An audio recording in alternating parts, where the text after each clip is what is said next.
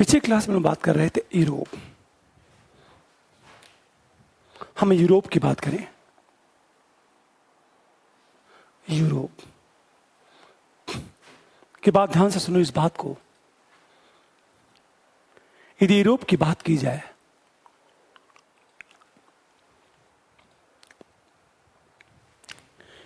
कल के क्लास में हम पढ़ चुके थे कि उसका भौगोलिक विभाजन की बात हो चुकी थी।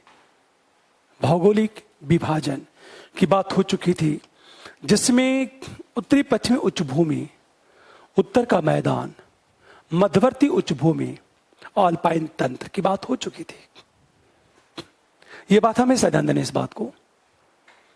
अब हम ये बात करेंगे यूरोप में कि यूरोप में रिसोर्स कौन सा है, कौन सी नदियां पाई जाती हैं और यूरोप में कृषि कहां कहां होती है। दूसरी चीज की क्लाइमेट कैसा है उसका। अब हम इसकी बात करेंगे। तो एक बात ध्यान देना इस बात को। अब हम बात करेंगे यूरोप में संसाधन। हमेशा ध्यान दो इस बात को। हम रिसोर्स की बात करेंगे। रिसोर्स यूरोप में कहां कहां पाया जाता है। सबसे पहले हम बात करेंगे रिसोर्स में लोहा। यदि आयरन की बात करें, लोहा, तो हमेशा ध्यान दो यूरोप में एक देश है स्वीडन। स्वीडन, देखो ध्यान से सुनो इस बात को। यदि हम स्वीडन की बात करें तो उत्तरी स्वीडन में लॉयस की खदानें हैं, किरूना और गैलीवेरा। उत्तरी स्वीडन, इस स्वीडन में लॉयस की खदानें हैं, किरूना और गैलीवेरा। और दक्षिणी स्वीडन में लॉयस की खाना है डेनी मेरा। हमेशा ध्यान दो इस बात को। स्वीडन की बात करें, उत्तरी स्वीडन में पाया जाता है किरूना और गैलीवेरा। ये प्लेस है जहां से लोहा निकाला जाता है। और दक्षिणी स्वीडन में पाया जाता है डेनिमेरा। हमेशा ध्यान दो इस बात को। ये जो डेनिमेरा है, पूरी बात ध्यान दें इस बात को। यहां स्वीडन में लॉयस यहां पाया जाता है। लेकिन चूंकि स्वीडन में, हमेशा ध्यान दो इस बात को, जितने भी ऐसे चट्टाने हैं, चाहे फोनो स्कैंडिनेवियन सील्ड हो, चाहे आपका कनाडियन सील्ड हो, ये आग्नेय चट्टाने हैं। और आग्नेय चट्टानों में कोयला नहीं पाया जाता। इसे स्वीडन में कोयला नहीं पाया जाता, लॉयस पाया जाता है। इसे स्वीडन करता क्या है कि इस लॉयस का निर्यात कर देता है। ये इसका ज्यादा उपयोग नहीं करता। उपयोग क्यों नहीं कर पाता? क्योंकि इसके पास कोयले का क्या है, अभाव है। तो एक चीज देखा जाता है कि यदि स्वीडन की बात की जाए कि स्वीडन में कोयले के अभाव के कारण लॉयस के अधिकांश भाग का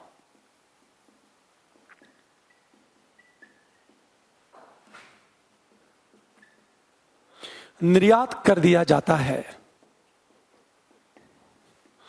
हमेशा। अब एक प्रश्न, हम फ्रांस की बात करें, लोरेन का पठार, और दूसरी चीज सेंट एटीन, मेसिव, पिरेनीज और नॉर्मंडी की बात करें। हमेशा यदि फ्रांस की बात की जाए, हम लोग हमेशा ध्यान दें इस बात को। यदि हम फ्रांस की बात करें, फ्रांस की यदि बात की जाए लॉयस के मामले में, तो फ्रांस में लोरेन का पठार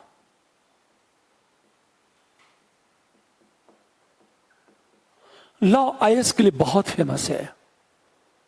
हमेशा यहां से लॉ एस्क में चूनिक यहां से लॉ एस्क में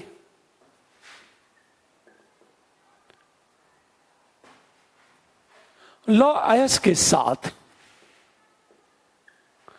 चूना भी पाया जाता है, जिससे लॉ एस्क को गलाना आसान होता है।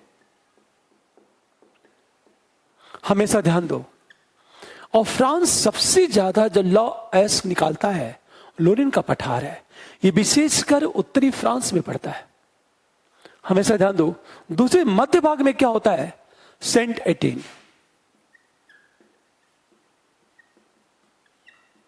में सेंट एटीन है।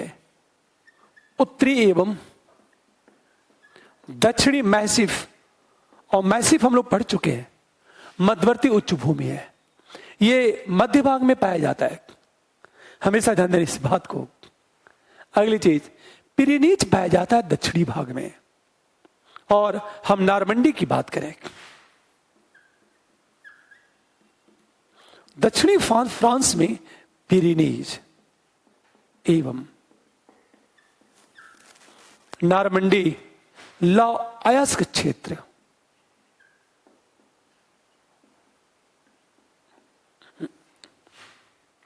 पूरी बात ध्यान देने इस बात को। हम दक्षिणी फ्रांस की बात करें, यह पिरेनीज है एवं नारमंडी लॉ एस्क क्षेत्र। तो फ्रांस में 3 क्षेत्र हैं।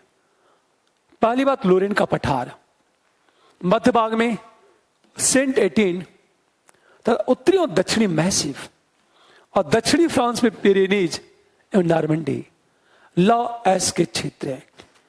यदि हम स्पेन की बात करें तो कैटोब्रियन, बिल्बाओ, ओविडा और पिरेनीज की बात करें हम लोग। हमेशा ध्यान दो, स्पेन में यदि कोयले की बात करें हम लोग, स्पेन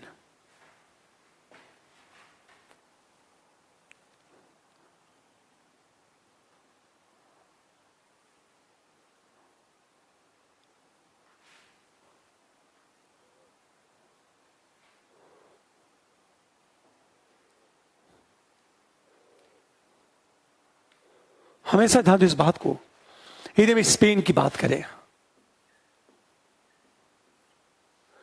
तो उत्तरी स्पेन में क्या होता है, कैंटोब्रियन, ओविडा, बिल्बाओ और पिरेनीज। उत्तरी स्पेन में जो लॉयस के खदान है, कैंटो ब्रियन, बिल्बाओ, ओविडा और पिरेनीज है। दक्षिणी स्पेन में क्या होता है, हमेशा जो दक्षिणी स्पेन की बात करें हम लोग, ग्रेनेडा और निग्रो,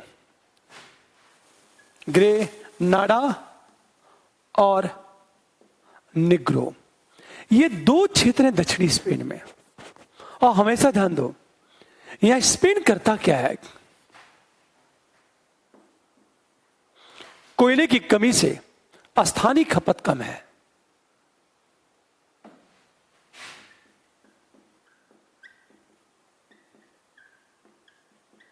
कमी से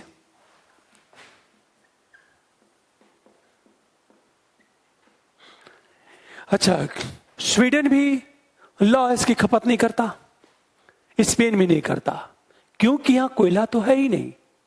फ्रांस अपने लॉ एस्क का बड़े पैमाने पर खपत करता है, बल्कि लॉ एस्क का आयात भी करता है, क्योंकि फ्रांस में क्या है, फ्रांस में लोहा के साथ साथ कोयला भी पाया जाता है।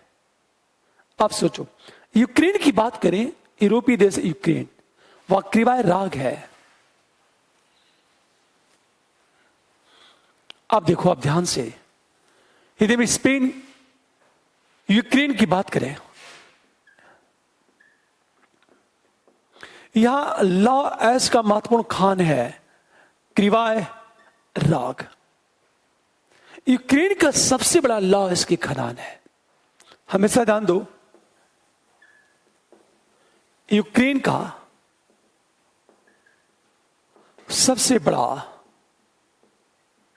लॉ एस की खदान। रूस की यदि बात करें, हमेशा ध्यान दो इस बात को, हम रूस की यदि बात करें तो रूस में भी बड़े पैमाने पर, जैसे रूस में विशेष यूराल पर्वत और पूर्वी साइबेरिया की बात करें, पूरी बात ध्यान दो इस बात को, यूराल पर्वत में सोडलोस, निजनी तागिल और दक्षिणी यूराल की बात करें,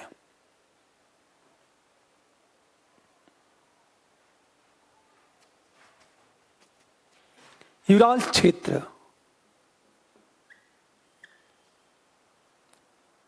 हमेशा यूराल क्षेत्र में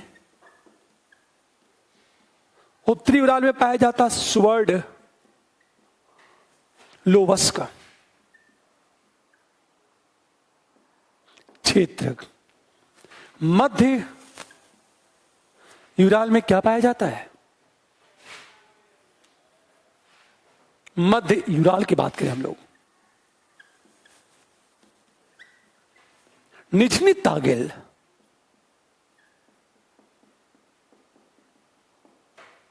और दक्षिणी यूराल में मैग्नेटोगोरस,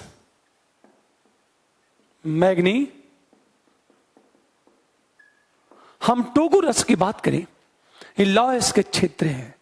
अब पूर्वी साइबेरिया में क्या होता है, क्रेस्नोयार्स, आगारा इलिम।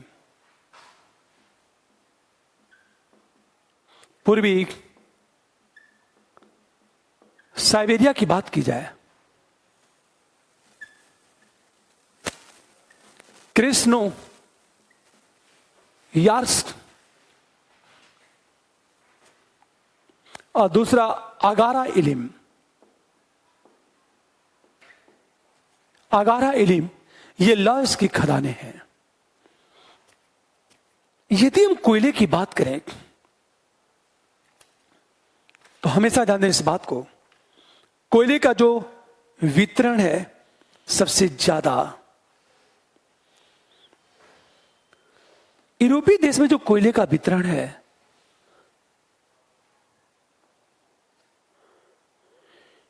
यदि हम कोयले की बात करें तो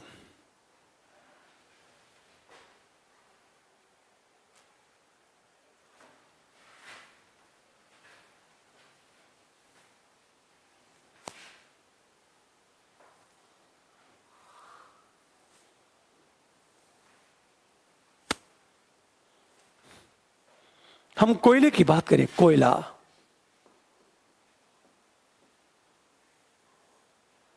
कोयले का वितरण कहां है, यूरोपीय देश में उत्तरी फ्रांस से लेकर पोलैंड तक इसका विस्तार है।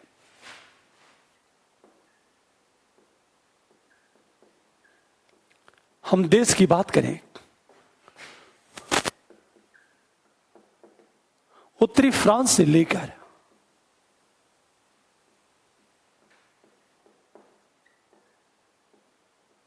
पोलैंड तक विस्तार है।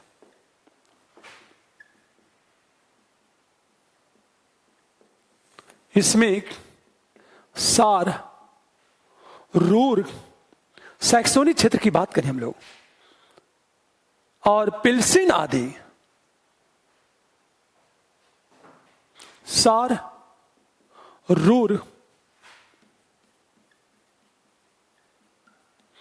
ये जो रूर और सैक्सोनी ये जर्मनी का भाग है।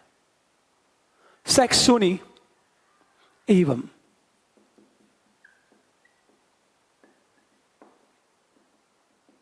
पिल्सिन क्षेत्र है।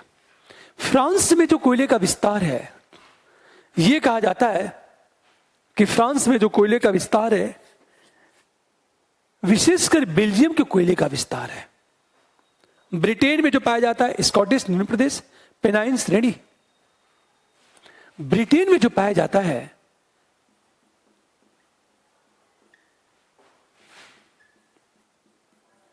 स्कॉटिश, निम्न प्रदेश,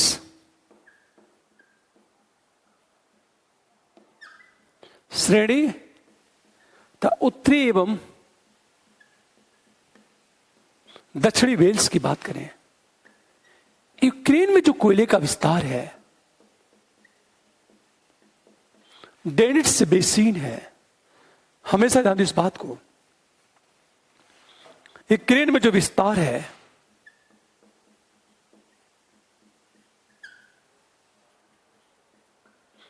डेनिट्स बेसिन है, ये जो कोयले का क्षेत्र है। फ्रांस की यदि बात की जाए तो फ्रांस में जो कोयला है वह बेल्जियम के कोयले का विस्तार है। हमेशा ध्यान दें इस बात को।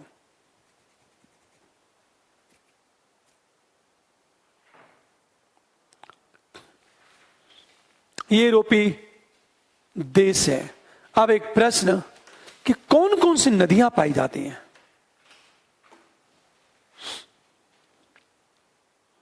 और किस तरह की जलवायु पाई जाती है, और कौन सी नदी किस जलवायु में प्रवाहित होती है? ध्यान से सुनिए इस बात को। यूरोप की नदियां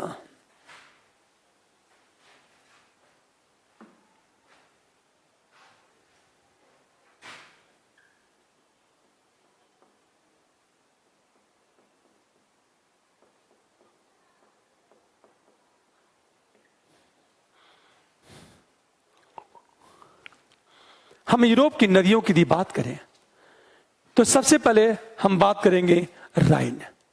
राइन नदी निकलती कहां से? ब्लैक फॉरेस्ट से। गिरती कहां पे? हमेशा ध्यान दो इस बात को, ये उत्तरी सागर में गिरती है राइन। हमेशा ध्यान दो, राइन पहली चीज, यह भ्रंश घाटी में बहती है। एक तरफ वासदेश पर्वत है और दूसरी तरफ ब्लैक फॉरेस्ट है। यह जो है भ्रंश घाटी में बहती है।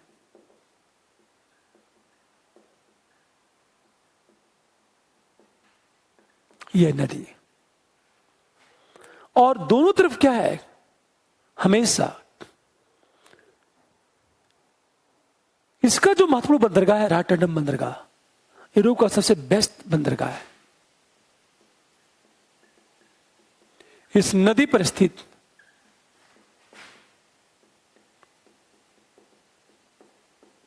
बंदरगाह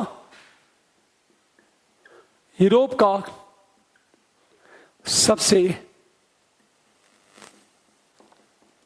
बेस्ट बंदरगाह है राइन। इसे कोयला नदी भी कहा जाता है।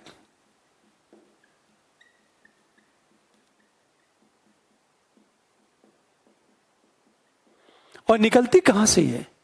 यह ब्लैक फॉरेस्ट से निकलते। हमेशा ध्यान दो इस बात को, यह अत्यधिक औद्योगिक क्षेत्रों से प्रभावित होती है। रूढ़ क्षेत्र हमेशा यूरोप के अत्यधिक औद्योगिक क्षेत्र से प्रभावित होती है।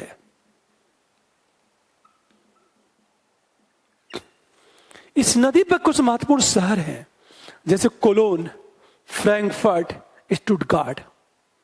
इस नदी पर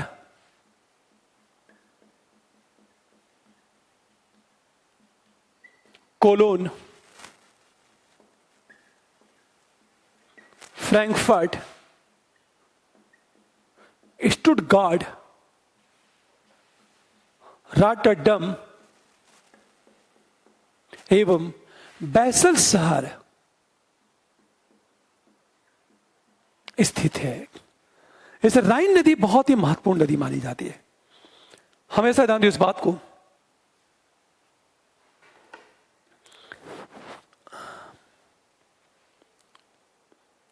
बात करें डेन्यूब नदी।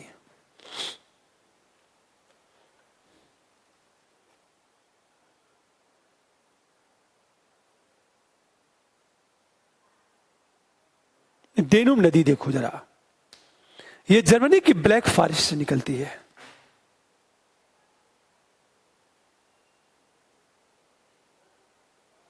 ध्यान देना इस बात को।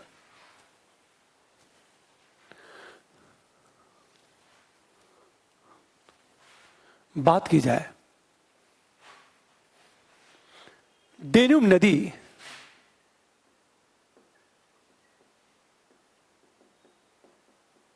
देखो आप, यह जर्मनी की ब्लैक फॉरेस्ट से निकलती है।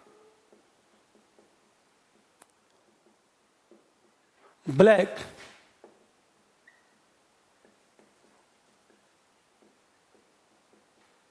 फॉरेस्ट से निकलती है यह डेन्यूब नदी।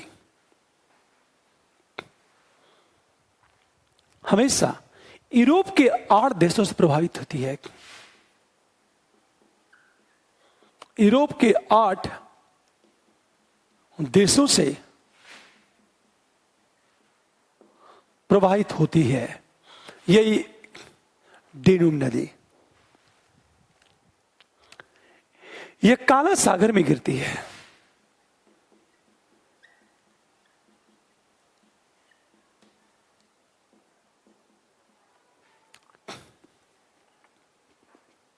हमेशा, और एक बड़ी चीज, डेन्यूब नदी की बात करें, यूरोप की सबसे महत्वपूर्ण नदी है यह, और यहां उत्पादन ज्यादा होता है। इस नदी की यदि बात करें, इस पर वियना, बुडापेस्ट, बेलग्रेड, बुखारेस्ट, इस नदी पर वियना ऑस्ट्रिया की राजधानी है। बुखारेस्ट रोमानिया की राजधानी है। हमेशा ध्यान दो, बेलग्रेड यूगोस्लाविया की राजधानी है। अंत में देखा जाए, बुडापेस्ट हंगरी की राजधानी।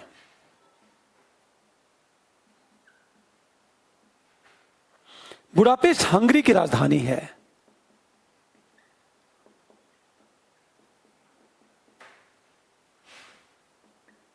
शहर स्थित हैं वियना ऑस्ट्रिया की, बुखारेस्ट रोमानिया की, बेलग्रेड यूगोस्लाविया की, बुडापेस्ट हंगरी की। डेन्यूब नदी यह यूरोप की सबसे लंबी नदी है।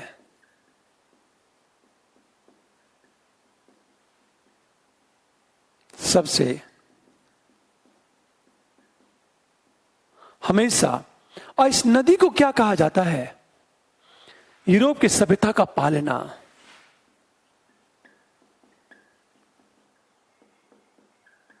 की सभ्यता, यूरोप की सभ्यता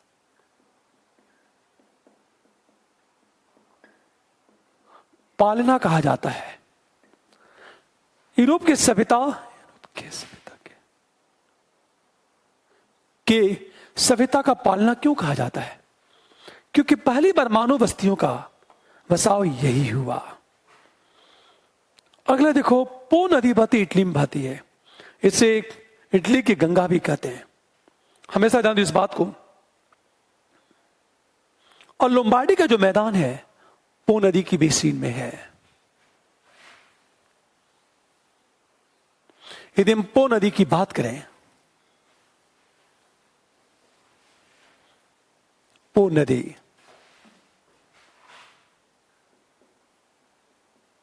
हमेशा ध्यान दो, यह इटली में प्रवाहित होती है।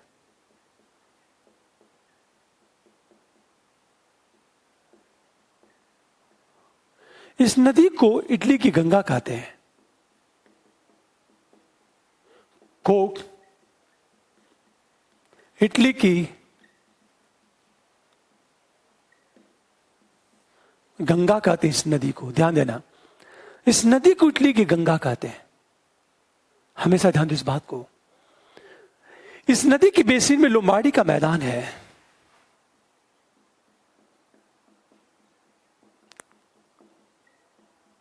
के बेसिन में लोम्बार्डी का मैदान है, जो चावल की खेती के लिए फेमस है।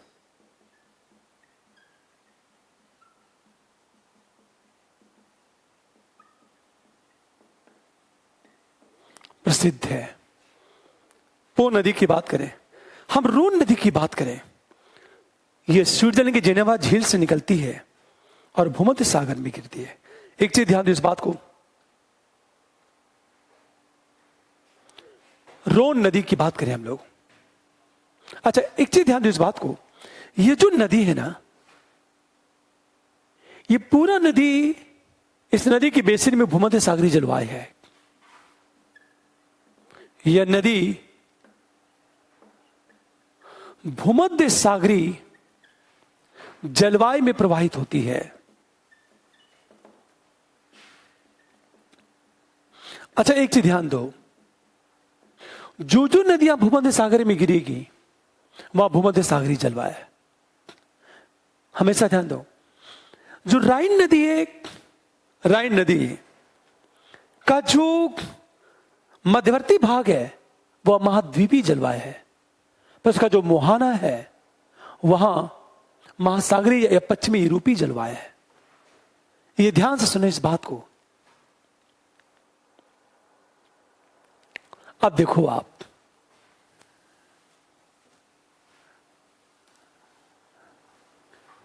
अगली बात करें रोन नदी।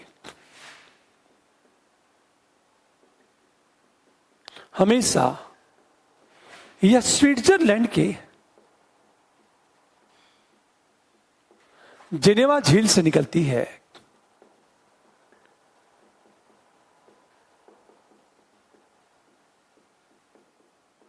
पूरी बात ध्यान देना, यह स्विट्जरलैंड के जेनेवा झील से निकलती है।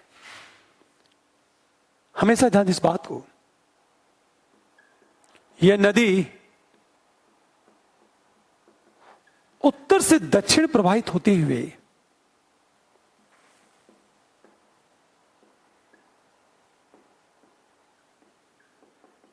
भूमध्य सागर में गिरती है। हमेशा यह नदी भूमध्य सागरीय जलवायु में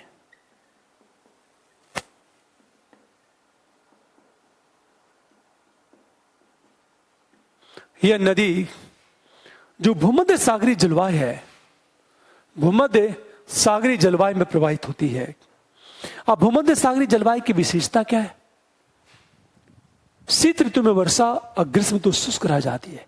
तो आपसे क्वेश्चन पूछेगा, ऐसे कौन सी नदी है जिसमें जल की मात्रा बढ़ जाती है शीत ऋतु में, गर्मी के मौसम में जल की मात्रा कम हो जाती है?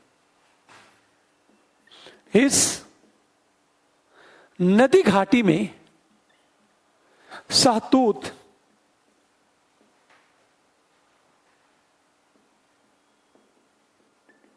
के बागान पाए जाते हैं।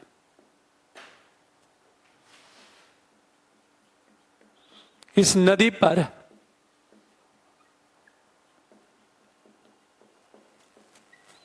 मर्सिलीज बंदरगाह है, जो यूरोप का दूसरा सबसे व्यस्त बंदरगाह है।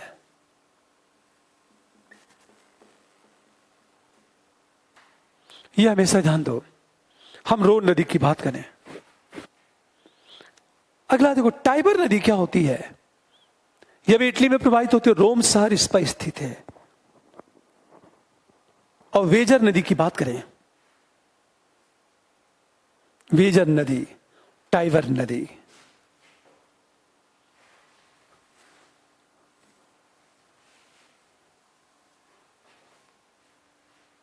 हमेशा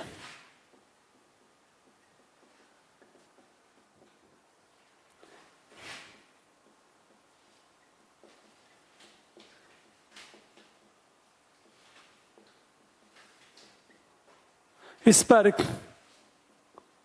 रोम शहर स्थित है।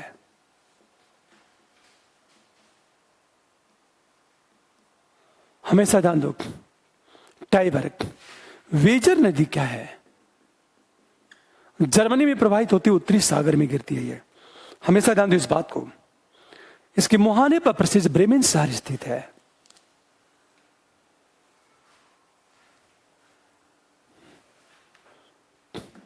वेजर नदी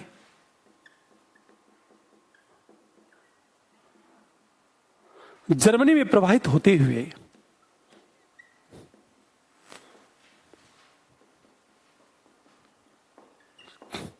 उत्तरी सागर में गिरती है।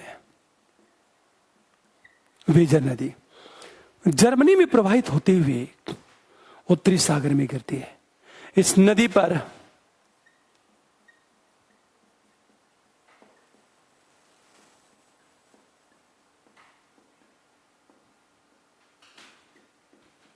ब्रेमेन शहर स्थित है। वेजर नदी, एल्ब नदी की बात करें हम लोग, यह भी जर्मनी में प्रवाहित होती है और उत्तरी सागर में गिरती है। सोचो आप, एल्ब नदी, सेम चीजें देखो,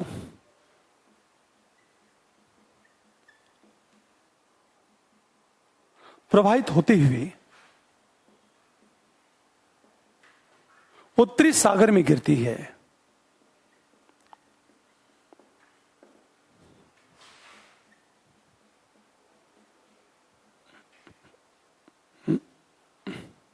हम एल्ब नदी की बात करें, जर्मनी में प्रवाहित होते हुए यह उत्तरी सागर में गिरती है।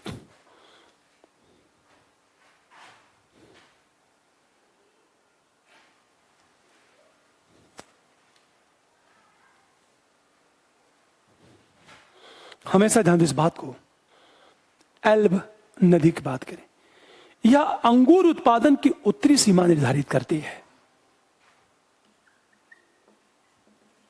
अंगूर उत्पादन की उत्तरी सीमा निर्धारित करती है और इस नदी पर कहा जाता है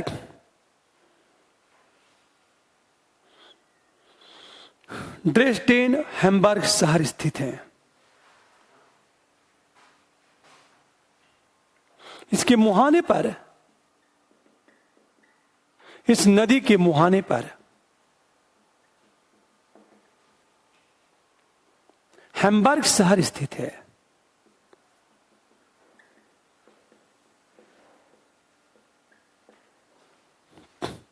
एल्ब नदी की बात करें, हम ड्यूरो नदी की बात करें, हमेशा ध्यान दो, ड्यूरो नदी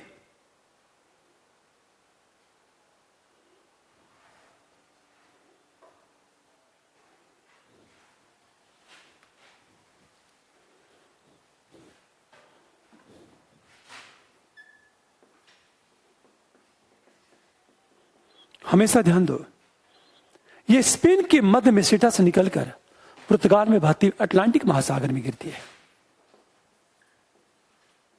स्पेन के मध्य मेसेटा से निकलकर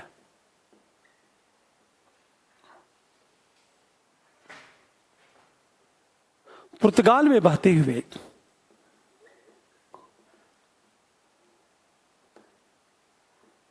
अटलांटिक महासागर में गिरती है।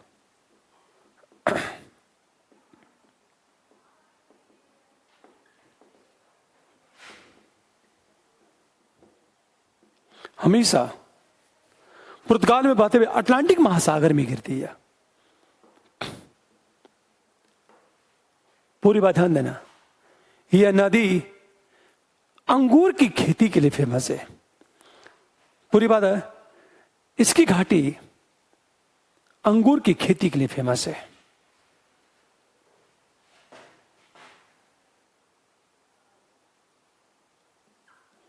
पश्चिमी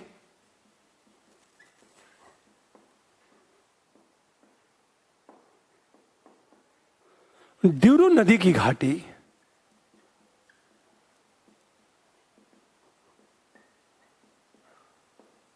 अंगूर की खेती के लिए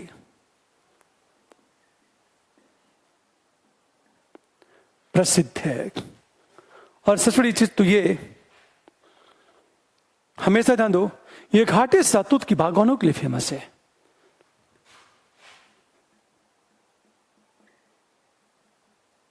घाटी सहतूत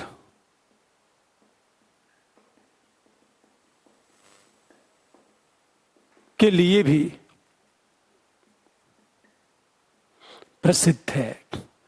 ड्यूरो नदी की घाटी की बात करें हम लोग, विस्सुला नदी की हम बात करें, विस्सुला पोलैंड में बहने वाली नदी है जो बाल्टिक सागर में गिरती है।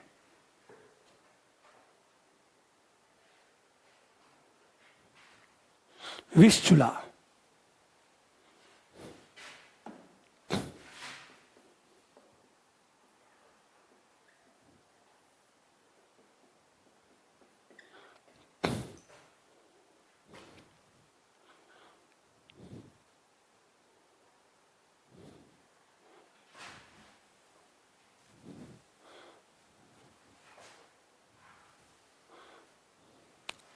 ये विशुद्ध फैक्चुअल है। विस्सुला नदी को देखो आप, पोलैंड में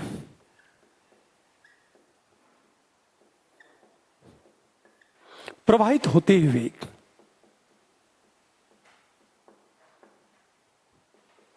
बाल्टिक सागर में गिरती है।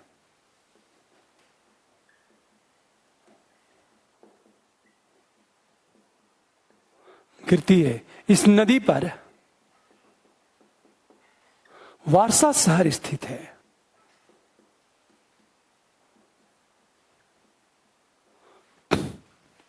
ओडर नदी की बात करें, यह जर्मनी पोलैंड के सीमा के साथ बहती है।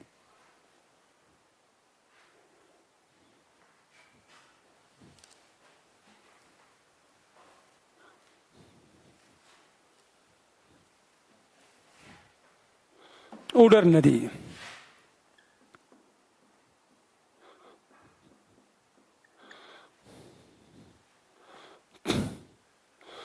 यदि ओडर नदी की बात की जाए, ध्यान देना, ये जर्मनी पोलैंड की सीमा के साथ बहती है। जर्मनी एवं पोलैंड की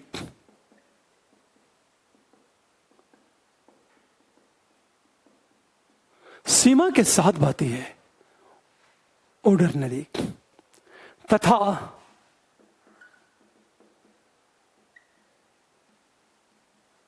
बाल्टिक सागर में गिरती है।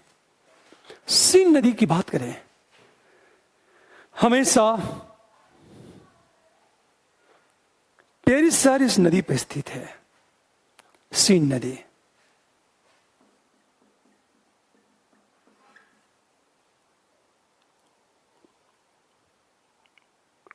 हमेशा ध्यान दें इस बात को,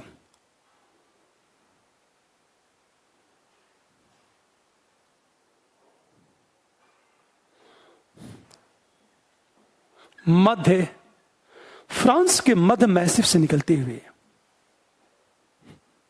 फ्रांस के मध्य मैसिव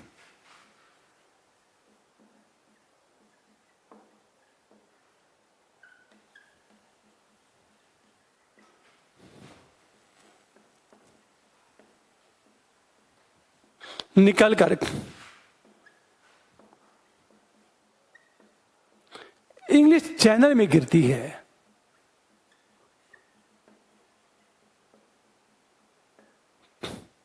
इस पर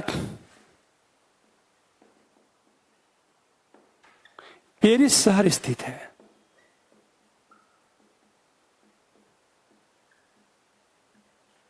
इस नदी की घाटी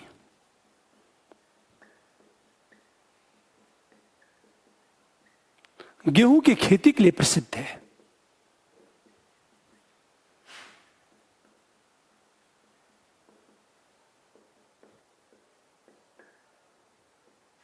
पूरी बात ध्यान दो, ये जो सीन नदी है ये फ्रांस के मध्य मैसिव से निकलकर इंग्लिश चैनल में गिरती है।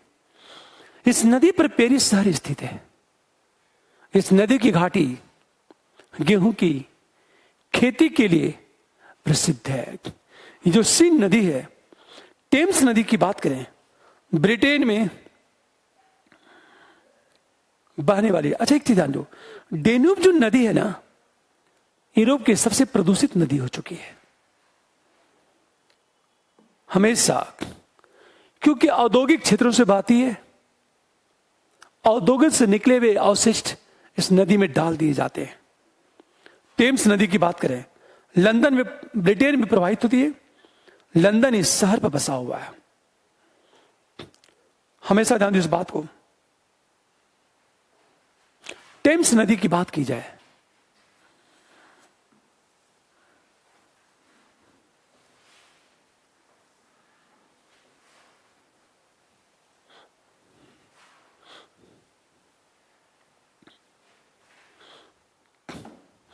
पूरी बात, हम टेम्स की बात करें,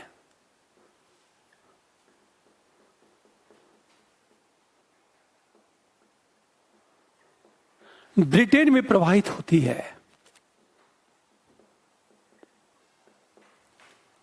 इस नदी के तट पर लंदन शहर स्थित है।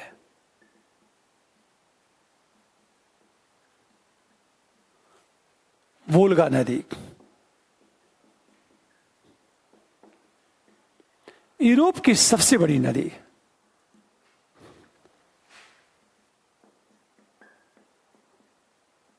यूरोप की सबसे बड़ी नदी है यह वोल्गा नदी। रूस में प्रवाहित होते हुए कैस्पियन सागर में गिरती है।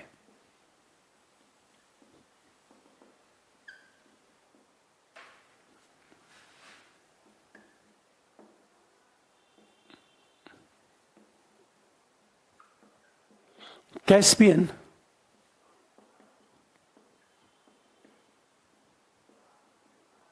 सागर में गिरती है।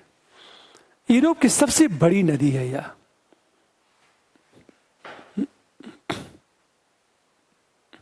हमेशा रूस में प्रवाहित होते हुए यह कैस्पियन सागर में गिरती है नदी।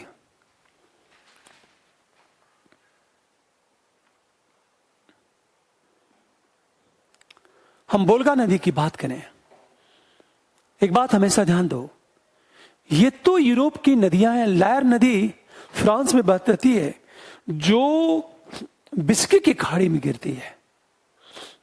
लायर नदी,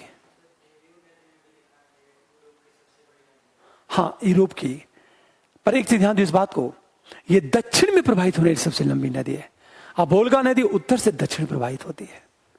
फिलहाल एक बात ध्यान देना इस बात को, डेन्यूब नदी यूरोप की सबसे प्रदूषित नदी है, ध्यान देना इस बात को। और सबसे स्वच्छ नदी माना जाता है टेम्स नदी को। यूरोप की सबसे स्वच्छ नदी जो है वो टेम्स नदी है।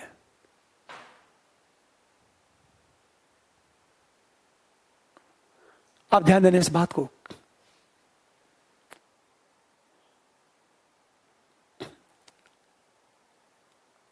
लायर नदी विस्के की खाड़ी में गिरती है।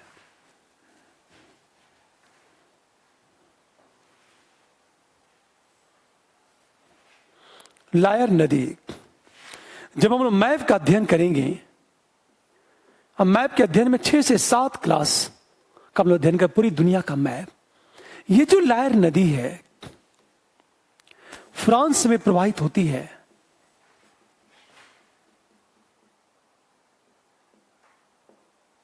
होकर बिस्के की खाड़ी में गिरती है।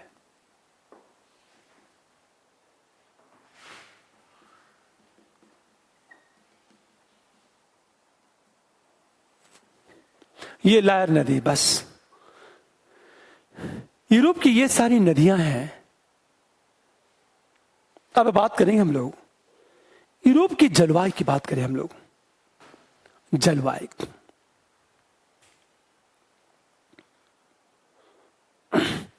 एक यूरोप का रफली में मैप बना रहा हूं मैं।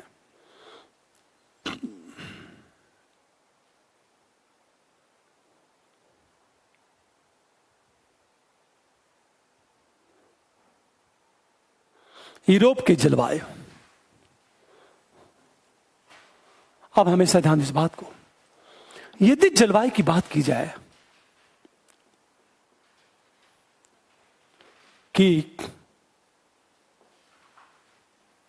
द क्लाइमेट ऑफ यूरोप की बात करें हम लोग, तो इस जलवायु को प्रभावित करने कुछ फैक्टर हैं।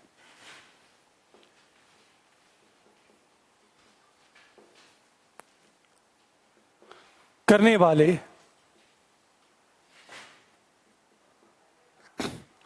यदि हम कारक की बात करेंगे तो एक तो उच्चावच, दूसरा जो कारक है सागर से निकटता, और तीसरा जो कारक है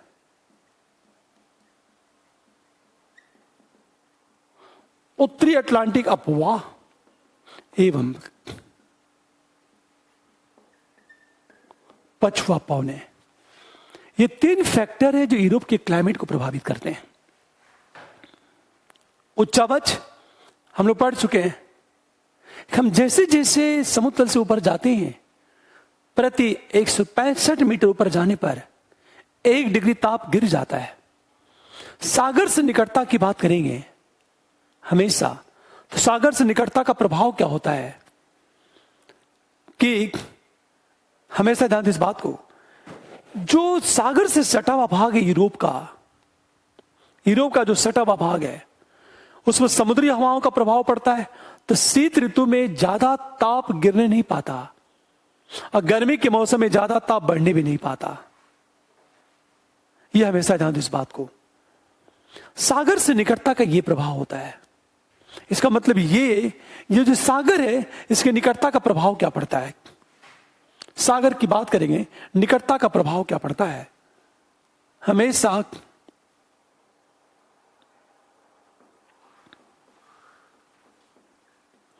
पश्चिमी यूरोप में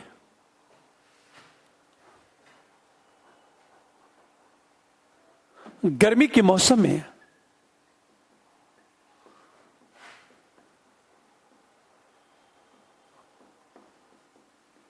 ताप में ज्यादा वृद्धि नहीं होती।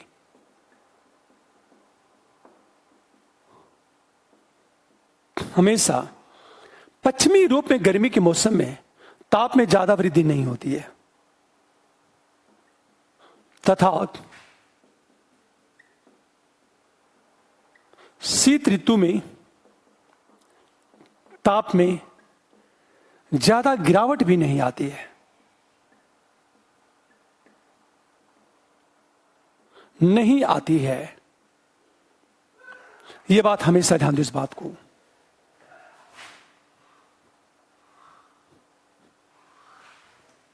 भी नहीं, ये जो उत्तरी अटलांटिक अपवाह या पछुआ पौने हैं, उत्तरी अटलांटिक अपवाह गर्म जलधारा है, इसके ऊपर पछुआ पर पौने प्रभावित होते हैं। ये गर्म जलधारा से ताप को एब्जॉर्ब करती है, यूरोप में छोड़ देती है। जैसे इसलिए शीत ऋतु में यूरोप का ताप ज्यादा गिरने नहीं पाता, इसे कहते हैं यूरोप का कंबल कहते हैं। तो हमेशा ध्यान दो, ये जो उत्तरी अटलांटिक अपवाह है इसे यूरोप का कंबल कहा जाता है।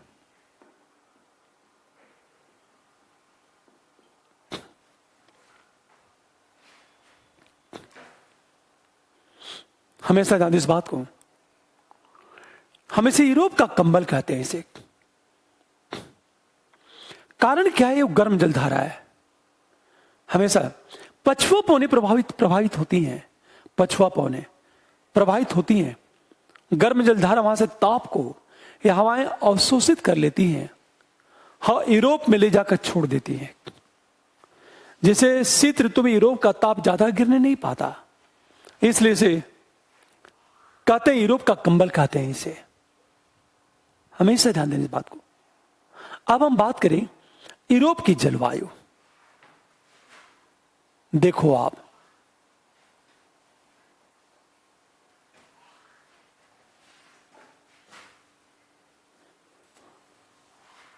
यूरोप की जलवायु की बात करें तो एक रफली हम लोग मैप बना लेते हैं यूरोप का समझने के लिए। एक रफली मैप बना लो समझने के लिए।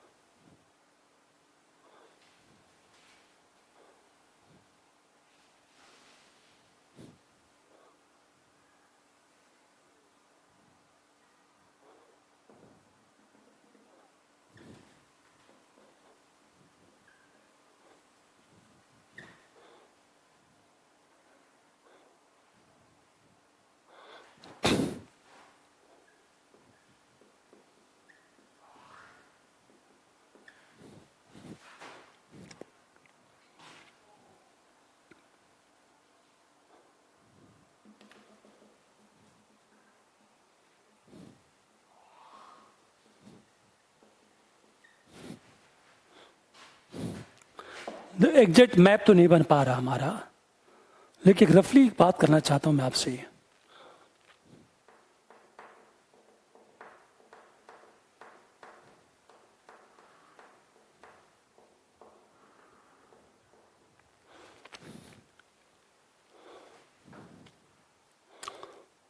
बस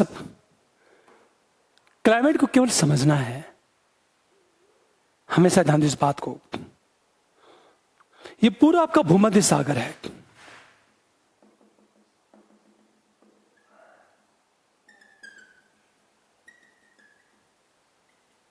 ये भूमध्य सागर है।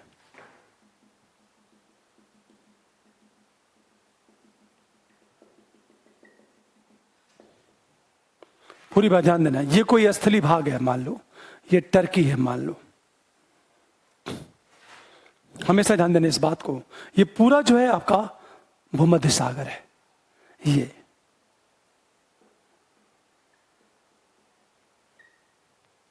कि हम बात करें, हमेशा ध्यान दो इस बात को। ये जो है उत्तरी अटलांटिक अपवाह है। ये जो है अच्छा, जैसे ये ब्रिटेन है आपका,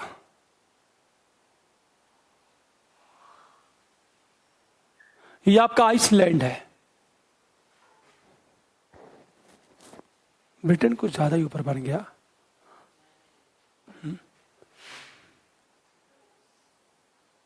हाँ, देखो आप, ये ब्रिटेन है, ये आइसलैंड है। ये बात करें उत्तरी अटलांटिक अपवाह ही एक, उत्तरी अटलांटिक अपवाह है। ये जो किनारे की ठंडी ज्यादा है, यहां जब उत्तरी अटलांटिक अपवाह जब जाता है तो दो भागों में टूट जाता है। एक चला गया नॉर्वे की गर्म जलधारा। मैप में ध्यान सुनिए इस बात को। जब क्लाइमेट की बात करेंगे तो यूरोप के पश्चिमी भाग में पश्चिमी यूरोपीय जलवायु पाई जाती है। तो ये जो पूरा आपका ये जो पूरा बेल्ट है, ये जो पूरा बेल्ट है, ये पश्चिमी यूरोपीय जलवायु पाई जाती है। दक्षिणी नॉर्वे, ये पूरा का पूरा जो बेल्ट है आपका पश्चिमी यूरोपीय जलवायु है। हमेशा ध्यान दो, ये पुर्तगाल तक का जो बेल्ट है ये पश्चिमी यूरोपीय जलवायु है। ये जो पूरा बेल्ट है आपका, पूरा स्पेन, दक्षिणी फ्रांस, पूरी इटली की बात करें, ये पूरा का पूरा जो है भूमध्य सागरी जलवायु है, क्योंकि भूमध्य सागर के आसपास है। हमेशा ये जो पूरा जलवायु है ये पूरा टुंड्रा है। ये जो पूरा आपका है ये पूरा का पूरा देखो होगा टैगा है। हमेशा ध्यान दो इस बात को। थोड़ा सा पश्चिमी जलवायु का विस्तार ये सब है। उसके बाद जो अंदर का भाग है, अंदर का भाग है, ये महाद्वीपीय जलवायु है। यहां थोड़ा सा शीतोष्णकटिबंधीय घास के मैदान पाए जाते हैं कैस्पियन सागर तक। इसको कहते हैं स्टेप्स, स्टेपीज कहते हैं इसको। ये घास के मैदान है। घास के मैदान को हंगरी में कहा जाता है पुस्तैच। हमेशा ध्यान दो इस बात को। ये पश्चिमी यूरोपीय जलवायु की बात करें, पश्चिमी यूरोपीय जलवायु में क्या होता है? पश्चिमी यूरोपीय जलवायु में क्या होता है? हमेशा ध्यान देना इस बात को। शीत ऋतु और गर्मी के मौसम दोनों में वर्षा होती है पश्चिमी यूरोपीय जलवायु में। शीत ऋतु और ग्रीष्म ऋतु दोनों में वर्षा होती है। हमेशा ध्यान देना इस बात को। ये जो यूरोप का दक्षिणी भाग है यह भूमध्य सागरीय जलवायु है। और ये ध्यान दो कौन सी नदी किस क्लाइमेट में बहती है। जैसे राइन नदी जर्मनी में बहती है तो महाद्वीपीय जलवायु में बहती है। महाद्वीपीय जलवायु में क्या होता है, गर्मी के मौसम में ताप बढ़ जाता है और ठंड के मौसम में ताप गिर जाता है। इसे देखा होगा इन तटीय क्षेत्रों में स्नोफॉल कम होता है, मध्य भाग में स्नोफॉल क्या होता है, ज्यादा होता है। यहां तापमान -25 -30 में चला जाता है मध्य भाग में। पर कभी भी इन तटीय क्षेत्रों में तापमान कभी भी -10 में नहीं जाता। 2 रहेगा, 1 रहेगा, बहुत रहेगा तो 0 रहेगा। पर यूरोप के मध्य भाग में तापमान माइनस में चला जाता है। क्यों? क्योंकि समुद्र से यह तट काफी दूर हो जाता है, तो समुद्री प्रभाव लगभग नगण्य हो जाता है यूरोप में हमेशा। यह जो उत्तरी नॉर्वे है, फिनलैंड और उत्तरी साइबेरिया की बात करें, टुंड्रा जलवायु पाई जाती है। उसके जब नीचे आओगे तो टैगा जलवायु पाई जाएगी हमेशा। पूरा मध्य नॉर्वे, आपका स्वीडन, डेनमार्क की बात करें, पूरा रूस का जो यूरोपियन भाग है वहां टैगा जलवायु पाई जाती है। पर पूरा जो मध्य यूरोप है, इस बेल्ट में क्या पाया जाता है? मिश्रित वन पाए जाते हैं हमेशा। ये जो फ्रांस है, फ्रांस में 3 तरह की जलवायु पाई जाती है। फ्रांस में 3 तरह की जलवायु पाई जाती है हमेशा ध्यान दो। उत्तरी, उत्तरी पश्चिम और पश्चिम में। उत्तर, उत्तर पश्चिम और पश्चिम में पश्चिमी यूरोपीय जलवायु। और पश्चिमी यूरोपीय जलवायु को महासागरीय जलवायु भी कहते हैं। फ्रांस के दक्षिणी भाग में भूमध्य सागरीय जलवायु पाई जाती है और फ्रांस के पूर्वी और उत्तरी पूर्वी भाग में महाद्वीपीय जलवायु पाई जाती है। तो यूरोप में जितने क्लाइमेट हैं वो सारे क्लाइमेट फ्रांस में पाए जाते हैं। इसे फ्रांस को लघु यूरोप कहा जाता है हमेशा था, जो फ्रांस को लघु यूरोप भी कहा जाता है। तो एक बात हमेशा ध्यान देना इस बात को, जैसे हमेशा देखो ब्लैक सागर और कैस्पियन सागर के बीच घास के मैदान पाए जाते हैं। ये पूरा का पूरा जो है घास का मैदान है, जिसे एक स्टेपीज कहते हैं, स्टेप्स कहते हैं। हमेशा ध्यान दें इस बात को, जिसे स्टेप्स कहते हैं या स्टेपीज कहते हैं। ये घास का मैदान है। दक्षिणी भाग, यूरोप के दक्षिणी भाग में भूमध्य सागरीय जलवायु, यूरोप के पश्चिमी भाग में पश्चिमी यूरोपीय जलवायु, यूरोप के मध्य भाग में महाद्वीपीय जलवायु। क्लियर? ब्लैक सागर कैस्पियन सागर के बीच में स्टेपीज पाई जाती है। उष्णकटिबंधीय घास का मैदान है यह।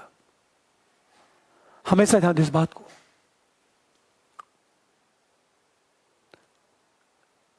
समझ वाली बात है। और फ्रांस को लघु यूरोप कहा जाता है। तो यदि ये कहा जाए, मैप सही तरीके से नहीं बन पाया है, इसको ध्यान देना इस बात को। यदि हम ये बात करें जलवायु को लेकर, तो हमेशा जानो, सबसे पहले बात करें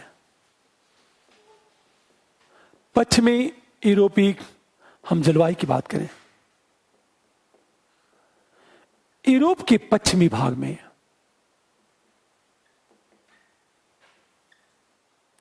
भाई विशेषकर देखा जाए तो ब्रिटेन, ग्रेट ब्रिटेन, पश्चिमी पुर्तगाल, उत्तरी पश्चिमी एवं पश्चिमी फ्रांस की बात करें हम लोग, डेनमार्क और निम्न भूमि के देश,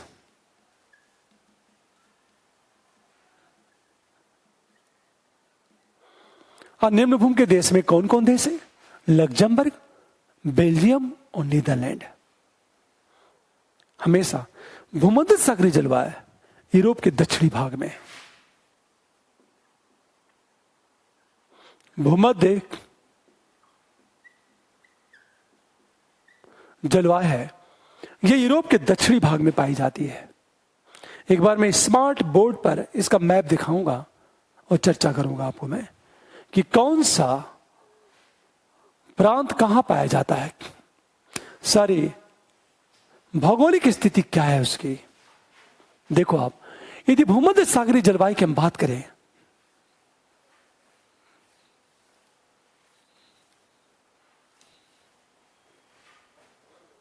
तो हमेशा ध्यान दो,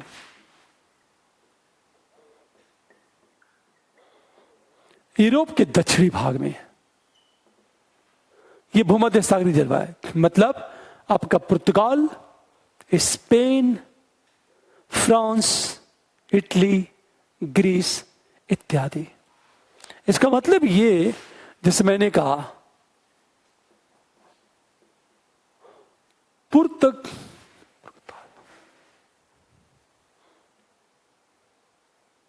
देखो आप, पुर्तगाल, स्पेन, दक्षिणी फ्रांस, इटली, ग्रीस इत्यादि। मतलब यूगोस्लाविया में भी ये भूमध्य सागरीय जलवायु पाई जाती है। अब देखो आप, हमेशा ध्यान दो इस बात को, यूरोप के मध्य भागों में महाद्वीपीय जलवायु,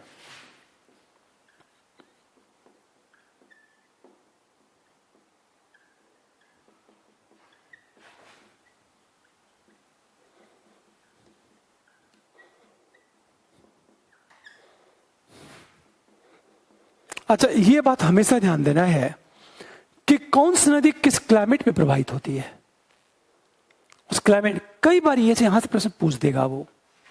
यूरोप के मध्य भाग में महाद्वीपीय जलवायु पाई जाती है। पूरा जर्मनी, पोलैंड, ये आपका हंगरी, ये जितने देश हैं, रोमानिया, ऑस्ट्रिया, इस सब में क्या पाई जाती है? महाद्वीपीय जलवायु। और महाद्वीपीय जलवायु में क्या होता है? गर्मी में अत्यधिक गर्मी और ठंड के मौसम में अत्यधिक ठंड पड़ती है। हम यदि फ्रांस की बात करें तो फ्रांस को लघु यूरोप कहा जाता है, क्योंकि हमेशा फ्रांस के उत्तरी पश्चिमी एवं पश्चिमी भाग में महासागरीय जलवायु, इसको कहते हैं पश्चिमी यूरोपीय जलवायु।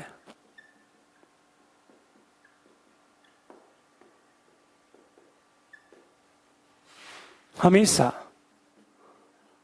फ्रांस के पूर्वी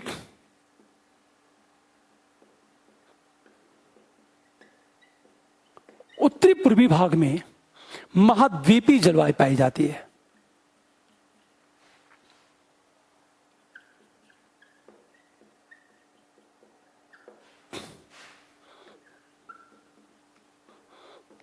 फ्रांस के दक्षिणी भाग में भूमध्य सागरीय जलवायु।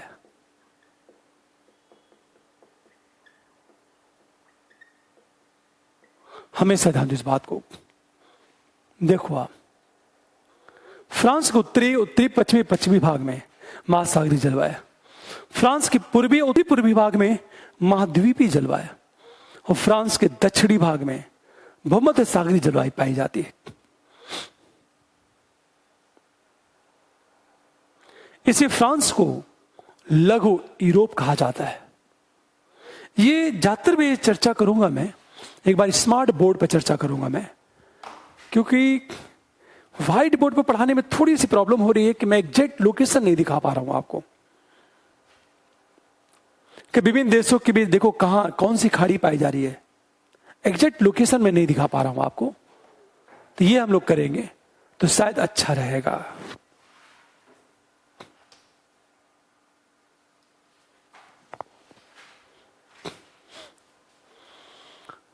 बात समझ में आ गई?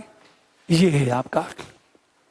हम लोग मिलते हैं कल 10 बजे के आसपास। Thank you.